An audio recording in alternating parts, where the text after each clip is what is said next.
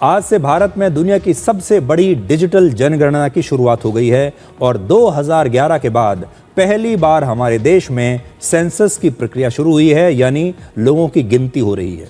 ये सिर्फ लोगों की गिनती नहीं बल्कि डिजिटल मैपिंग और डेटा क्रांति है। आज जनगणना की शुरुआत देश की प्रथम नागरिक राष्ट्रपति द्रौपदी मुर्मू के रजिस्ट्रेशन से हुई।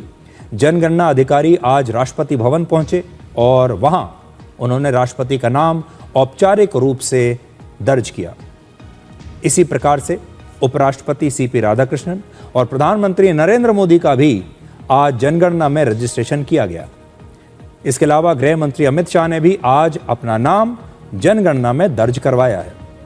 इस बार लोगों को खुद अपनी जानकारी ऑनलाइन दर्ज करने की सुविधा भी दी गई है। ये कैसे कर सकते हैं आप, मैं आपको आगे बताऊंगा। सबसे पहले आप इस आंकड़े पर नजर डालिए। ये आंकड़ा आप देखिए कितना है। यह है भारत की जनसंख्या 147 करोड़। अब आप हमारे देश की जनसंख्या का लाइव डेटा देखिए। इस समय यह हमारी जनसंख्या का लाइव डेटा है और इस समय हमारी जो जनसंख्या है वो आपकी स्क्रीन पर है। देखिए कैसे लगातार टिक टिक करके बढ़ती जा रही है। 147 करोड़ से ज्यादा हमारी जनसंख्या अब हो चुकी है। यह है हमारी इस समय की, जब आप देख रहे हैं इस समय का लेटेस्ट डेटा हमारी जनसंख्या का। इस आंकड़े को सिर्फ पढ़ने में ही आपको बहुत समय लग जाएगा। यह संख्या अफ्रीका के 54 देशों की कुल आबादी से थोड़ी सी कम है।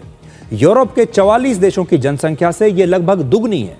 अब सोचिए इस पूरी आबादी को एक एक करके गिनना है, यानी शुरुआत 0 से होगी और 147 करोड़ के आंकड़े को पार करना होगा।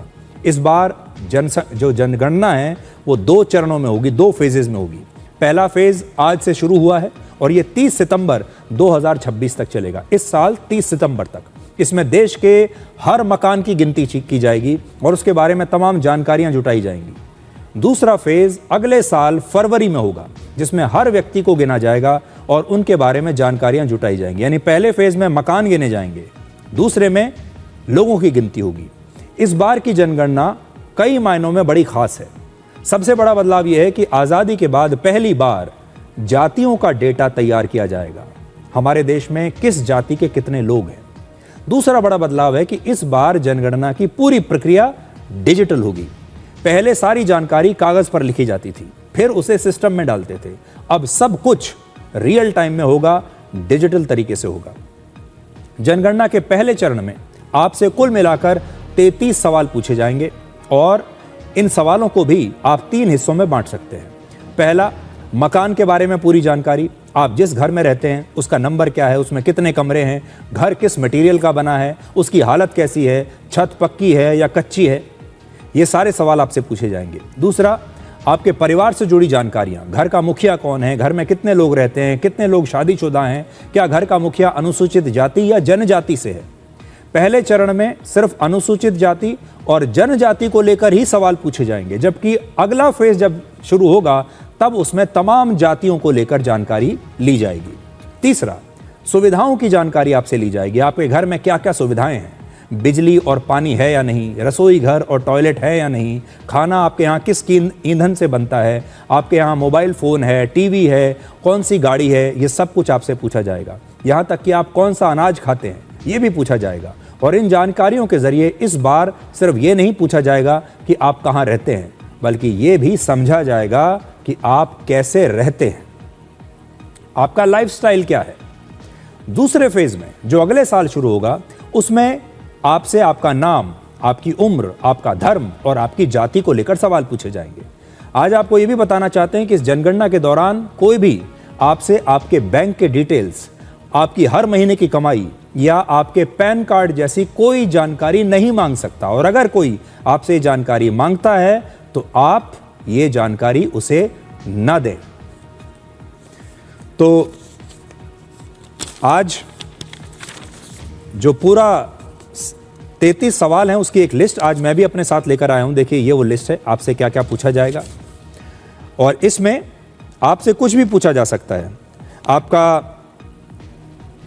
आप कौन सा अनाज खाते हैं, आपके पास कौन सी कार, जीप या वैन है, साइकिल, स्कूटर, मोटरसाइकिल, मोपेड आपकी कौन सी है, टेलीफोन, मोबाइल फोन, स्मार्टफोन आपके पास कौन सा है, लैपटॉप, कंप्यूटर कौन सा है, इंटरनेट है या नहीं, आप टीवी देखते हैं या नहीं, रेडियो, ट्रांजिस्टर आपके पास है या नहीं, खाना पकाने के लिए आपका मुख्य ईंधन क्या है, आपके रसोई घर में एलपीजी या पीएनजी कनेक्शन है या नहीं है, आपके यहाँ टॉयलेट है या नहीं, गंदे पानी की निकासी कैसे होती है, शौचालय किस प्रकार का है, और पेयजल यानी पीने का पानी आपके यहाँ कैसे आता है। ये सारी चीज़ें आपसे पूछी जाएंगी। आज बड़ा सवाल यह है कि जनगणना क्या सिर्फ लोगों को गिनने की एक प्रक्रिया है, या फिर ये एक ऐसा डेटा है जो किसी भी देश की किस्मत को तय करता है, उसकी भविष्य की नीतियों को तय करता है। 147 करोड़ लोगों का आंकड़ा डेटा का एक महासागर है। एक ज़माना था जब कहा जाता था कि जिसके पास तेल है वही ताकतवर है, लेकिन आज दुनिया बदल चुकी है। आज कहा जाता है जिसके पास डेटा है वही भविष्य को कंट्रोल करेगा। डेटा से ही पता चलता है कि लोगों की ज़रूरतें क्या हैं, उनकी पसंद नापसंद क्या है, ताकि सरकार उसके हिसाब से अपनी नीतियां बना सके। ये डेटा ही बताएगा कि कहां ज़्यादा युवा हैं, कहां पर बुजुर्गों की आबादी बढ़ रही है, कहां पर रोजगार की ज़रूरत है, कहां पर स्कूल कॉलेज की ज़रूरत है, कहां पर सड़क की ज़रूरत है, कहां पर किस लाइफस्टाइल में लोग रह रहे हैं और उनकी ज़रूरत क्या है। कितने लोग ऐसे हैं जिन्हें सरकार की विशेष योजनाएं बनाने की ज़रूरत है। और प्रधानमंत्री मोदी के सत्ता में आने के बाद ये पहली बार इस प्रकार की जनगणना हो रही है। इसीलिए वर्ष 2047 में विकसित भारत के लक्ष्य को पूरा करने के लिए ये आंकड़े सबसे महत्वपूर्ण हैं। यानी ये जनगणना सिर्फ आज की नहीं बल्कि आने वाले दशकों की योजना को एक प्रारूप देगी। इसकी शुरुआत हमारे देश में पहली बार वर्ष 1872 में अंग्रेजों के ज़माने में हुई थी। उस समय पूरे देश में एक साथ नहीं बल्कि अलग अलग समय पर डेटा इकट्ठा किया गया था। लेकिन फिर वर्ष 1881 से पूरे देश में संगठित तरीके से हर 10 साल में एक बार जनगणना होने लगी। लेकिन वर्ष 2021 में कोविड की वजह से ये टल गई थी और तब से लेकर अब तक हमारे देश में जनगणना नहीं हो पाई। समय के साथ जनगणना के सवाल बदलते रहे हैं। जैसे आज़ादी के बाद 1951 में जब पहली बार जनगणना हुई तो उसमें राष्ट्रीयता और ज़मीन का मालिकाना हक इस प्रकार के सवाल पूछे गए। 70 के दशक में उसमें रोजगार और माइग्रेशन जैसे सवालों को शामिल किया गया। इस बार नागरिकों को एक नया विकल्प भी दिया जा रहा है जिसमें आप खुद अपनी जानकारी ऑनलाइन दे सकते हैं। इसके लिए आप स्क्रीन पर दिखाए गए इस लिंक पर लॉगिन कर सकते हैं। यहां आप खुद का रजिस्ट्रेशन करके इस जनगणना में खुद हिस्सा ले सकते हैं और आपका जो भी डेटा है आप यहां पर भर सकते हैं। ये लिंक आप नोट कर लीजिए या फिर इस समय स्क्रीन का आप स्क्रीनशॉट ले सकते हैं और आप खुद भी अपना पूरा डेटा इसमें भर सकते हैं और इस जनगणना में शामिल हो सकते हैं।